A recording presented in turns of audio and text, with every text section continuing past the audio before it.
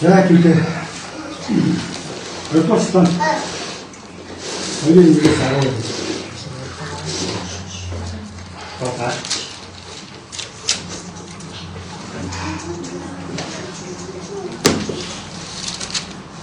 Яг манай цуглаан сая өссөн тавтахад нөгөө яриад ирсэн нэг үйл ажиллагаа хийлээ.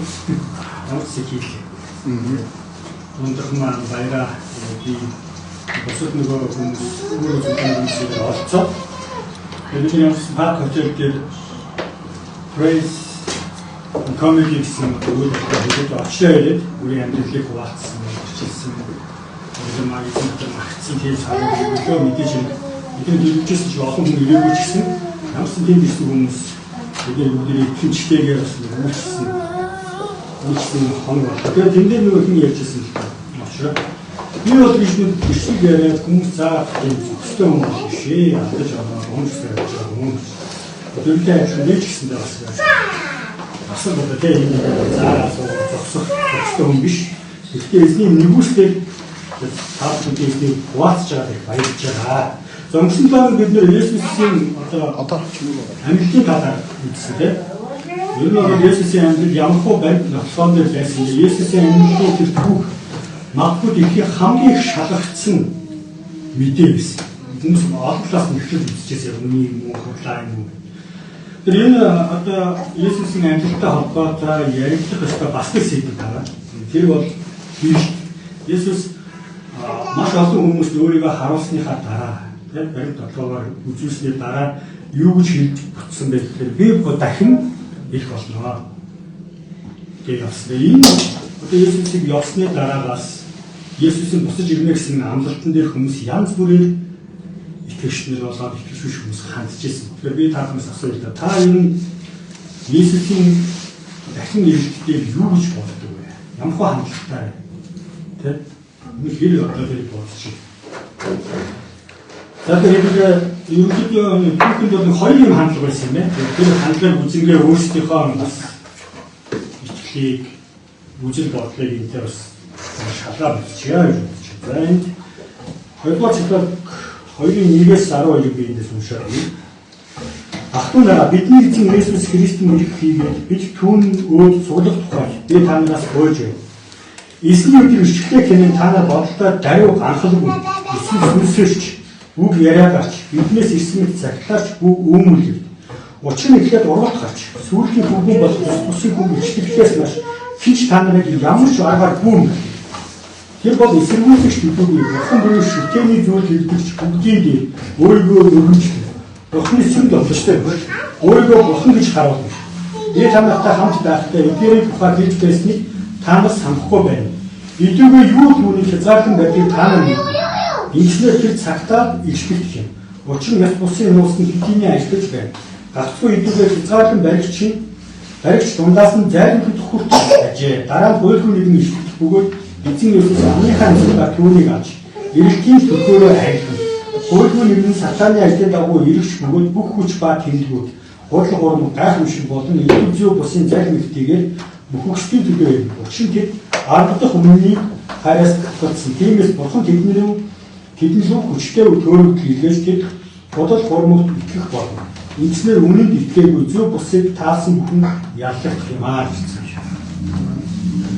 Тэгээд Христос шуурмынх нь яагаад Есүсийг тэр ороо ичсэн бол гэж бодсон бэ гэж юм санагдав. Тэгээд бид Христос шуурмын гэж ямар хүмүүс байсан түүнстэй яхаж гарахгүй байна л та. Тэр Христос хот бол одоо тухайн үеийн Ромын мууч, Македон мужийн хот байсан. Одоо бол Грекийн хот. За тэр Салоники гэдэг юм хот байх юм. Тэгвэл Илтүүдийн бол Христос гэдэг нэртэй гэжээ. Тэгэхээр Христос хот маа тухайн үед Ромын захиргаанд байхдаа чөлөөт хот гэдэг статустай гэж. Энэ чөлөөт хот гэдэг статус нь одоо их чухал байж ийлээ. Тэр үед чөлөөт хот гэсэн статусыг ямар хот юм уу гэж хүн авдаг байсан гэхээр Ром маш үнэнч итгэлтэй тийм хот авдаг байсан. За ерөнхийдөө таарчнууд гэх юм бол энэ чөлөөт хот ямар одоо давуу эрхийг илжсэн гэхээр нэгдүгээр эдийн засаг. Татвар. За ерөнхийдөө бол одоо Ромчуудад 10-аас 15% татвар орлогын албан татвар хүн болгон жил бүр. Харин Исланд болохоор 1-5% л. Одоо манай Монголын нөгөө зарим депутатын зээл мэл гэдэг. Зарим хүмүүс нь айгүй бага хүүтэй зээл аваа, зарим ард түмэн бол илүү их таа одоо төлөвлөлттэй адилхан. Тэгэхээр эдийн засгийн хувьд нэгдүгээр ийм одоо юу авч ирсэн. Даваа их. Хоёрдугаар улс төр. Тэгэхээр бид нар мэдж байгаа Ерөөсөлд Понтификатыг зарчиж ирсэн. Тэр бол Ромын төлөөлөгч. Тэгээд Ерөөсөлд 1000 гаруй Ромын цэргүүд бас байдаг. Цэрэг анги нэгтгэл байж байгаа юм. Харин Исланд бол тийм байхгүй. Нутгийн өөрөө өдөртөх одоо өдөртлөхтэй Ромын ямар нэгэн цэрэг анги нэгтгэл байхгүй. Тэгэхээр ер нь ард түмэн нэгдүгээр эдийн засгийн хувьд бол маш бага татвар төлнө. Тэгээд өөрсдийнхөө амьдрал, өөрсдийнхөө ёс заншлаа, өөрсдийнхөө бүснээр өвгөлтэй хүмүүжүүлэн, амьдран, ажил төрөв. Харин Ерөөсөлим бол тийм биш. Яг нь Ерөөсөлим маш олон бослог хөдөлгөөн гарч ирсэн учраас Ерөөсөлим илүү хатуу чанга тийм хууль хэлтэнээр байж байгаа гэсэн. Тэгэхээр Исланд ийм нэг. За тэгээд Исландын түрүү хэлсэн үнэн шудраг байдал нь юугаар илэрдэг байсан гэхээр Исландын оршин суугчид Ромын хаатыг бурхан гэж өгсөн. Одоо Кайрос гэдэг үг одоо грекийн эзэн гэсэн үг. Тэр Кайрос гэдэг үг зөвхөн одоо Ромын хаанд зориулагдсан хамааралтай үг.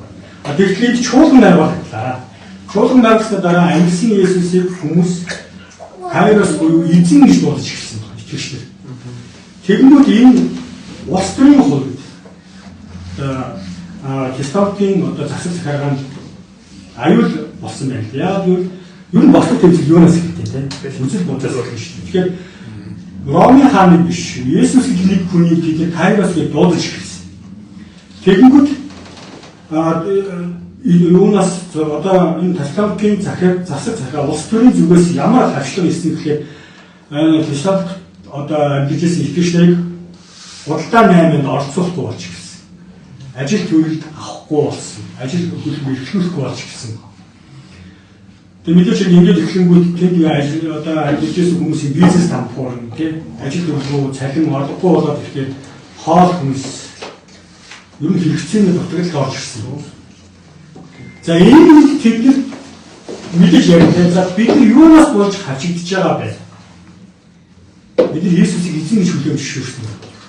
Түүнд Ромын хаан биш. Есүсийг эзэн гэж залбирч түүнд хандсанараа бид нар хавчигдж байгаа юм гэж. Тэгэхээр бид нар юу тайвшруулах болох вэ?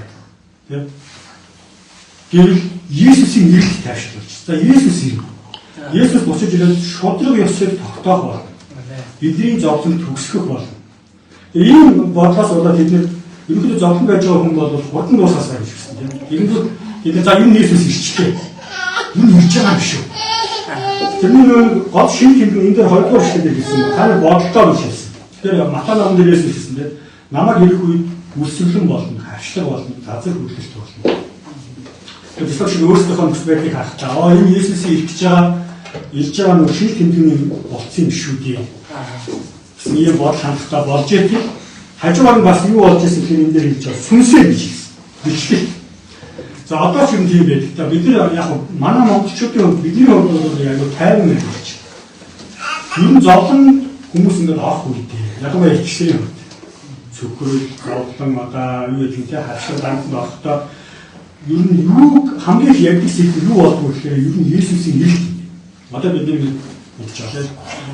Украин болж байгаа дайн, Сирт болж байгаа дайн, Палестин тэр дандаа Туркид болж байгаа газар хөдлөлт чиг юм уу, найрхан хамшиг болж байгаа тэнд байгаа итгэгч нарын тэр итгэл байдаг. Тэр итгэл юу одоо ярьдаг вэ гэхээр Есүсийн нэрт болох гэж байна. Яг энэ шийт юм гэдэг бид нар зовж байна. Энэ үед нь юу гардаг вэ гэхээр бас юм тийм байна. Сүнслэг ишлэлт авч байгаа юм форм хүсэх гардаг. За надад шүлхийх гэж ирлээ. Тэгээ Есүс яг хэдэн сарын тэдэнд ирлээ гэж надад хэлчихлээ гэсэн юм байна. Тэгэхээр энэ үндэснээс гадна одоо бидний бол байгаа бас нэг урсгал байна. Яхоор юм шиг. Тэд нар бол түүхийн туршид дэлхийн 1-р дайн, 2-р дайн, ямар нэгэн тахал одоо энэ үсгэлэн арга үед тэд нар яг хэлжсэн. Энэ бол Есүсийн юу гарлаа? Шил тэмдэг. Бидэд Есүс яг тэнцэн ирнэ гэсэн он цагийг мөглөө илчлэх өглөө сүнсний өглөө гэсэн юм байна. 1914 онд анх орлоо гэжсэн. Яг Есүс их чинь гэсэн. Тэгээд тэрнээс хойш 1924, 1975 он үед хойшлоо одоо бид Есүс бидэнд дөрөвтэй ирж байгаа гэсэн шүүмжлэл итгэл бол ясаар байна.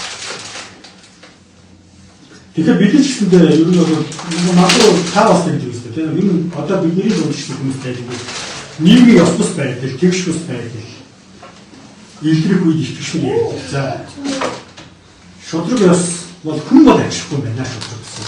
Энэ систем бол ажилгүй. Харин юу ажилгүй вэ? Есүс ажилхын тулд Есүсийг хэлэх ёстой. Тэгвэл одоо зарим хүмүүс Есүсийг хурдан хэлсэн. Энэ бүх дайн гэж энэ бүх зүйлс уух ашиг ихэдэр болж байгаа шудраг бус байдаг. Хүний 8 одоо 9 жирийн болж байна. Энэ бүхний дуусах зүйл нь Есүс учраас Есүс хурдан ирээсэн.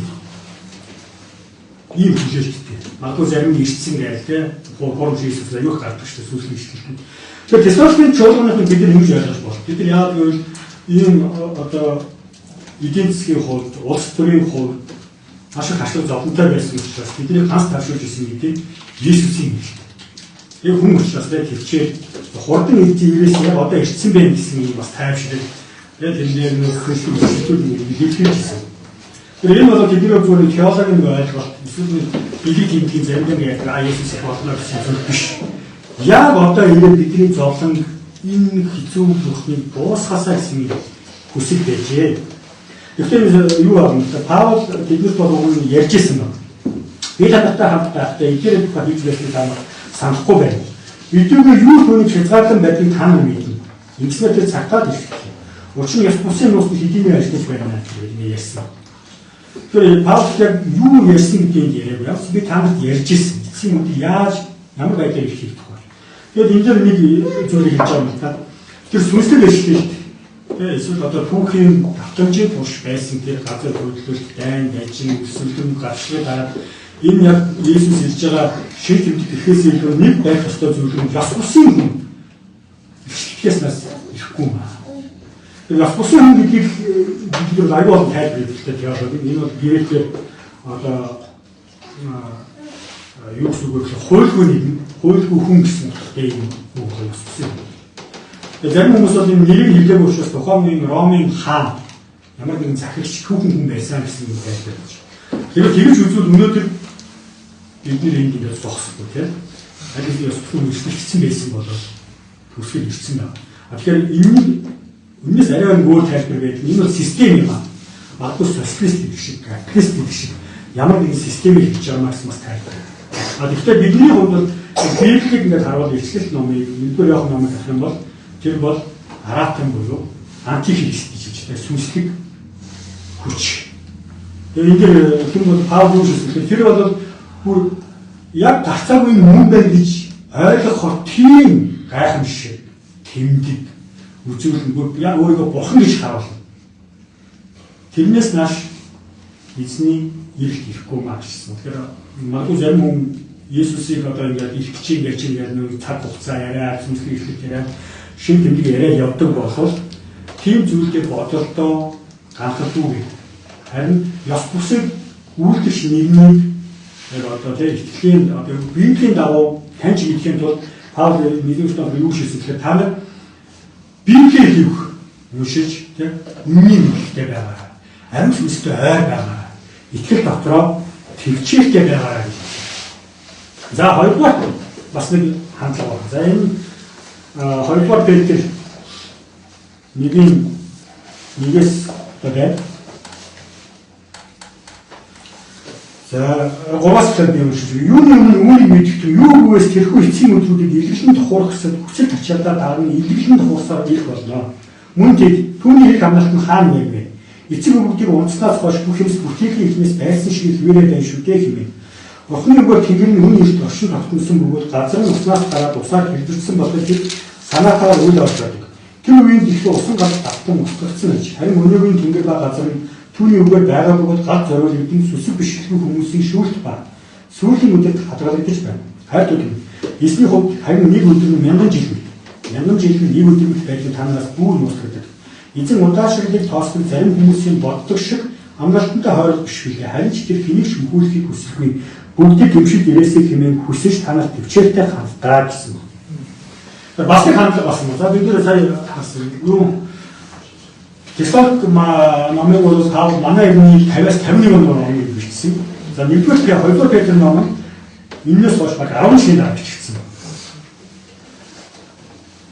Тэсалтчууд бол яг одоо ирлээ тий зовлон нь дуусгасаа гэсэн хүсэлттэй хүлээж ирсэн. Энэс хойш 10 жил өнгөрчээ. 10 жил хүний хувьд хэр хугацаа бай тий. За манай монголчууд бол бидний саяхан үзчихсэн 2011 онд ярьж ирсэн юм. За 2017 он гэхэд Улаанбаатар хот метротой болно. Бид бүгдээ метротоор зохицдог болно, зорчдог болно. Тэрнээс гадна бас утаагүй болно, гэр хороолгүй болно гэсэн амжилтууд. Яг тухайн үед хүмүүс хэлчихсэн. За астаа бид метротоор болно. Одоо итгэдэг юм байх. 10 жил, 12 жил болсон учраас. Тэгээ одоо дахиад тийм хүмүүс гал яаж байгаа. Одоо бид дахиад метротоор болно хүмүүс итгэж байгаа. Баг итгэхгүй байна. Одоо бас мөнгө угаах юм ярьж байна. Яг сэтгэл зүйн талаас нь бид нэр ойлгож байна. Хүн бол юмыг ингэж аюу удаан бас гэж хүлээж чаддгүй юм байна. Тэгэхээр Тэсалоникчууд бол Тэсалоникийн чуулган болоод тухайн итгэгчид яг одоо ирлээ гэж бодсоос 10 жил өнгөрсөн. Нөгөө хүлээгээд итгэх дотор байжсэн хүмүүсийн ихэнх нь нас барцсан.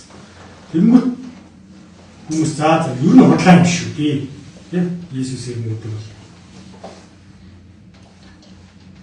Энэ хандлагатай болж эхэлсэн байна. Тэгэхээр ингэж байж ирсэн чи 4-р сэтгэл гэж байгаа. Мөнхийг одоо илэрхэн байгуулж гарч ирэх чинь 3-р сэтгэл.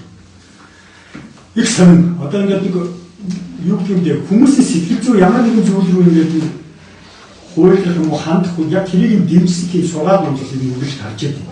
Тэгээд түрүүний Иесус яг одоо ирлээ гэхэд би ишэл авчлаа энэ шиг тэмдгийг хаа гэж хүмүүс гарсан бол за ер нь Иесус ирэх чинь худлаа юм шүү 10 жил өнгөрчлөө. Зарим нь нас орчлаа тий. Тэгээ Иесусийн хэлхэл харж ярихаа болоо зөв нь итгэлийн хувьд ингээд хэцүү болоод ирэхгүй хүмүүс дооглож ирсэн. Магадгүй бидний дотор хүүхд дотор шоолж ирсэн хүмүүс байгаа тий. Шоолох донлох хоёрын аль нь юм хэцүү. Миний хувьд шоолох хэцүү. Миний байгаа байдлыг ч юм уу тий ярьж байгаа юм миний одоо юу гэдэг амьдрал ах уу өмсөн хувцас хандах байдал ямар нэгэн зүйлийг хүмүүс басамжлан доромжлоод хоорондоо ингээд шивэр яриад шоолоод нөгөө чинь амар хэцүү шүү дээ. Хүний сэтгэл зүйн хүн ийм юм амссан хүн ер нь бол ичиж эхлэв, нуугдж эхлэв. Магадгүй өөрийнхөө үнэн зөв гэж бодож ирсэн зүйлсээс яцаж эхлэв. Тэгээ ийм хүмүүс гарчсан. Чуулган дотор оо та нарын Иесус чи юм гэсэн яасан бэ байх. Тэгээ бүр энэ шигсэн ба дөрөвдөр түүний хамгаалт нь хаана байна вэ? Эцэг өвгдийн үндэснээс хойш бүх юмс ер нь хараа энэ байгаль одоо таны яриад байгаа тэр энэ ган шиг зовлон дайн дайчин энэ ёс суртахууны доройч гэж ерөөсөй байсан л зүйл. Нийгмийн хөгжлийн тэгээ түүхийн үйл явцын зүгээр цикл шүү дээ гэж хүмүүс ярьдаг. Ихтэй тэгж ярих үү тийм. Энэ тань тэгж сонсч байсан. Яг тийм ярьж эхэлж байгаа байхгүй. Ярьж эхэлсэн. Тэгээ түүнээс биш цаашдаа бүр юу гэсэн гэхээр ингэ шийдэж байгаа. Тэр хууль багшаа гарч ирээд Иесусийн ирэлтээс ганцхан ирэлтийг юм шүү. Иесус болоод Бурхны одоо бүхнийг бүтээсэн гэдгийг үгүйсгэж хэлсэн. Одоо энэ хүн ингээд нэг бид нар гэж хэлсэн. Хүн бол нэг одоо нэг зүйлээс болоод нэг хот сангах юм бол тэр хүн бүхнийг хотоос аваад хэлдэг. Тэр хүний нэг жижиг алдаа. Магадгүй нэг алдаа одоо үг үйлдэл тэр хүнийг үгүйсгэж хэлдэг. Хүмүүс оо наач юу бодлаа шүү дээ наач. Эсвэл тэр хүний бүх үйлдэл одоо бүх зүйл нь үгүйсгэж хэлдэг. Юу наач нь эвгүй гаргалтай адилхан. Яасан гэхээр Иесус ирээгүй удсан учраас амлалт нь тэдний бодож байсан шиг тэр дорой биелдэггүй учраас хүмүүс зүйлдээ Бурхны түүхэн оролцоог үгүйсгэж хэлсэн. Ер нь бол юм бүх зүйл бүтээгдсэн. Тэр Ноагийн үеэр байна уу одоо шүүлт мүлт бүгд худлаа. Үлгэр. Яг л физикийн бол байдгаараа байна, байгалийн бол байдгаараа байна. Нийгэм яг ийм жамаар явдаг дайн боллоо юм гэлээ. Одоо ч гэж байна тийм хүмүүс жил ухаан ярьдаг. зарим байдлаар одоо нийгмийн ухаан сэтгэлзүүд юу гэмтгүй тийм хүмүүс юу ч ядгүй энэ байдаг зүйл юм аа. Энэ нэг тийм Есүсийн ирэхтэй холбогдоод Бурхантай холбогдох ярих шаардлагагүй гэдгийг харсан. Тэгсэн чинь энэ дээр бол Петр хэлж байгаа юм л да. 6 дугаар эшлэлээр 8 дугаар эшлэлээр хайртай юм. Эсний хувьд харин нэг өдөр нь 1000 жил мэд. 1000 жил нь нэг өдөр мэд байдаг танаас бүр юм байсан. Тэр цаг хугацаа ажилласан хүмүүс Паул энэ дээр нэг Петр юу хийсэн бэ? 1 тоо болоод 1000 тоо байсан.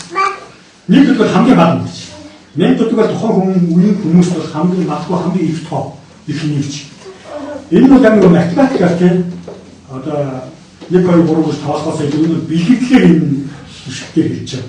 Энэ юу ч ойлгох гэж хэлж байгаа юм бол Бурхны хувьд бидний мэддэг цаг хугацаанаас өөрөө цаг хугацаанд одоо орших юм аа. Өөр хэмжээс гэсэн. Бид нар бол шугам цаг хугацаанд амьдарч байгаа тийм. Дистартаа өнгөрдөг. Өчтөр боллоо, өнөөдөр боллоо, маргааш боллоо. Тэрээс бид нар унтж усангуудаа бид бүхэд болсон цаг үеэрээ сэрэл. Эсвэл нөгөөдөр нь хөвшин болсон цаг үеэрээ сэрдэг. Яа, дистартаа. Тэгэхээр Паул Петр юу хийж байгаа вэ? Бурхан нэг хувьд асар урт 1000 жил цаг хугацаанд нэг өдөр шиг одоо өнгөрдөг. Эсвэл нэг өдөр шиг бидний нэг өдөр шиг асар богино хугацаанд 1000 жил шиг асар олон зүйлийг тэр хийж чаддаг. Цаг хугацааны арай өөр хэмжээс, өөр байдлаар харуулдаг юм байна. Энэс үүтэй нөгөө исламын шашин Библиэс одоо бас одоо Библийн үгнээр өөрсдөө зарилгаа суурилдаг учраас Бурхны хувьд ер нь нэг өдөр нь хэд юм бэ гэсэн өөрсдөө тооцоо гаргасан байх юм. Тэрний үг гэхээр Бурхны хувьд нэг өдөр нь магадгүй 10-аас 50,000 жил байх гэсэн тооцоо гаргасан. Тэгээд аргачлалын бол мэдгүй бас тийм тооцоо гаргасан. Тэгэхээр эхлээд номдоо байдаг. Бурхан нэг өдөр зүйлийг бүтээс харин шийдэх хоёр үг шийдэж байгаа. Хэдэн сая хэдэн дээр бомж. Тэр энийг Эйнштейний одоо хайцуугүй хангалттай яах юм бол миний хувьд бол тэгж ойлгох гой санагддаг. Тэр нь юу вэ? Бид нар мэдж байгаа. Гэрлийн зүйлүүд тийм. Гэрлийн хувьд. Секундэд 300,000 км явдаг ертөнцийн хязгаар. Тэр ертөнцийн одоо тэр гэрлийн хурдаар явах үед бидний тэр шугам цаг хугацаа бидний орон зай гэдэг бол гэрэл юусоо үүсэх юм. Гэрлийн хувьд яг тэр гэрлийн хурдаар явах үед цаг хугацаа шүү зогсно.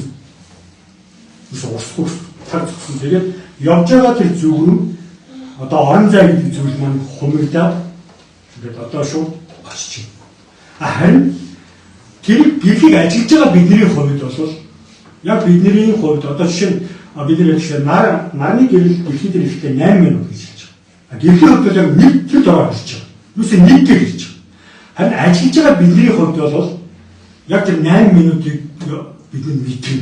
Харин цаг хугацааны хувьд бол тэр гэрхийн хувьд тэр цаг хугацаа орон зай байх. Тэр хэдэн жил бүм одны гэрэл мэрэлгээд байгаа. Гэрэл бол үүсдэг юм байна.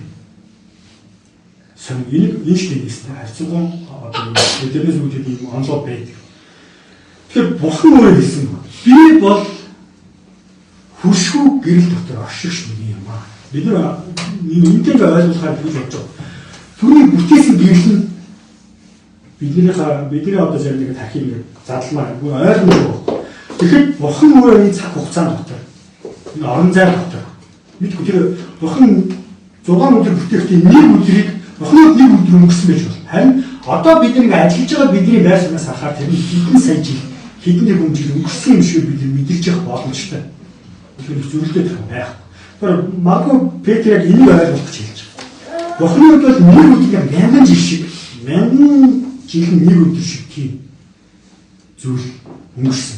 Одоо мэддэг аа гэхдээ эзэн ертөнцийн үсэн эзэн удааштай тоосон зарим хүмүүс боддог шиг амналтандаа хойлох биш үү? Харин ч тэр хинж нөхөрлөх хүсэлгүй бүгдийг гэршил дээрээсээ хэмээн хүсэж таамаг төвчээртэй ханддаг гэсэн. Тэр одоо хэлүүлээ бодож үзье. Тухайн итгэгчнэр бол одоо илэрхийлээ дооглуулаа тийм. Бурхан ч гэсэн дооглуулсан. Зарнаа дээр цогцох үед нь үгсээ бүтэн өмсгөөд алгадаад чамаа хэн алгацсан бэ чи хэлээ. Чи өөрийгөө аваад та. Тэгэхээр Бурхан шоолол одоо хүмүүс илэрхийлэн шоолох тэгж одоо тэг басамжлахаас илүүгээр Бурханы хувьд аврал нь илүү үнцэнтэй байна гэдгийг Паул хэлж байна. За Петр хэлж байна. Та нэгэн доол болж юм. Зүгээр бурхан ч гэсэн гэсэн. Гэхдээ бурхан хүмүүсийн бодож байгаа шиг тийм удаас нь тооцсондоо биш. Харин бүгдийг нь аврагдаасаа гэсэндээ энэ бүхнийг төвчээртэй хандж байгаа юм шүү гэдгийг тань ойлгоорой гэж хэлж. Тэгээд түрүү нөгөө ихтэй асуусан тийм. Ер нь та Есүсийн нэртэй талаар ер нь хэр одоо бодож юм хандлага чинь ямар вэ? Одоогийн хатан бол зарим нь бол Есүс ирээсэй гэсэн хүмүүс байна. Тэд нар бас ингээд тухайн номдор гарсан шиг байна. А нөгөө талаараа хамгийн их байгаа хандлага бол юм. Ер нь Есүс юм гэдэг бол бодлоо. Танд түүхийг хар, байгалийн хуулийг хар, физикийн хуулийг хар, шинжлэх ухааныг хар. Бүх юм байдлаараа байсаар л энэ бол давтамж, энэ бол зүгээр ингээд явж идэг давтамжчээд зүйлээ гэж хүмүүс ярьдаг. Тэрнээс болоод бид нэр заримдаа магадгүй хичнээн Есүсийн нэрийн талаар яхасаа ч юм уу те бурхаас итгэхээс бид заримдаа нуугдч. Харин бид юу хэлж байгаа гэвэл тэр бол тийм биш юм аа. Бурхан аврахын тулд төвчээртэй хүлээж тавьж байна гэж. Тэр манай чуулганы хувьд бол би бол одоо тэгж хэлчих. Бидний хувьд манай чуулганы алсын хараа бол тийм аа. Бид нэр сүнслэг байдлаар бидний залбирна гэж усаар байна. Гэхдээ бид зүгээр залбирхаасаа илүүгээр яг бурхан энэ бидний түүхэнд цаг хугацаа дотор оролцдог шиг бид нэр өөрсдөө бас оролцохыг хүсэж байгаа. Бид нар тэгэхээр бол өөрсдөө чадваржуулахыг боловсрохыг нийтлэгтэй болж тэр нийгэмдээ харилцаа хандлагатай ингэж нэгэх хүсэж байна. Тэгвэл бид нар энэ дотроо Есүсийн ирэлтийг бодож түүний цаг хугацааг ойлгож ингэж ахасаа гэж би бол хүсэж байна. За тэгээд өнөөдөр ингээд хүүхдүүд их хэсмээр учраас үгээж хүн товчилчлаа. Тэгэхээр санааг та бүхэн ойлгосон шийдэж байна. Бүгд хамтдаа эсний нэрээр магадгүй та юу ойлгосон бэ? Тэгээд ойлгосон зүйл байгаа бол эсний дөрөв залбирч үзсэн. Миний хувьд бол би аюу олон хүмүүс яг ингэ шоолсон. Энэ одоо ч хандлагууд юм байна. Гимн сони юм яриад физикийн хөл, английн хөл одоо юу гэдэг түүхэн мэдэхгүй байна. Жижиг юм хараад нэ яг эцэг хүмүүстэй. Тэгвэл тийм биш юм аа. Бурхан яг түүхэнд орцсон шиг яг эцсийн яг болтоор их байна. Тэр үед хүмүүс нүдээр хараагүй яагаад нүдний ирчлээ штэ гэж бодлоо. Харин бид нар ямар байх ёстой вэ гэвэл теолог мэдхийн үнэн мэдхийхтэй. Гоож дайрлгүй бас нэг илсгэлт мэдлэлгээд гүүгээд байхгүй. Эсвэл нуугдаж яагаад байхгүйгээр яг оролцоотой. Биеэс оролцдог, сүнсээс оролцдог юм байх нэ. Бүгд хамтдаа залбирцгаа. Залбиртаа бүгд юуны төлөө залбирхаа гэвэл ичээд нуугдсан хүмүүс магадгүй их байгаа. Яхаад болсон, итгэхээ болчихсон магадгүй урам орцсон хүмүүс байгаа. Тэр хүмүүсийн төлөө бүгд залбирцгаа. Тэр хүмүүс маань Библийг уншаасаа, чуулганд ирээсээ, амь хүмүүстэй харьцаа уулзаасаа хүлээсэй гэж залбирцгаа.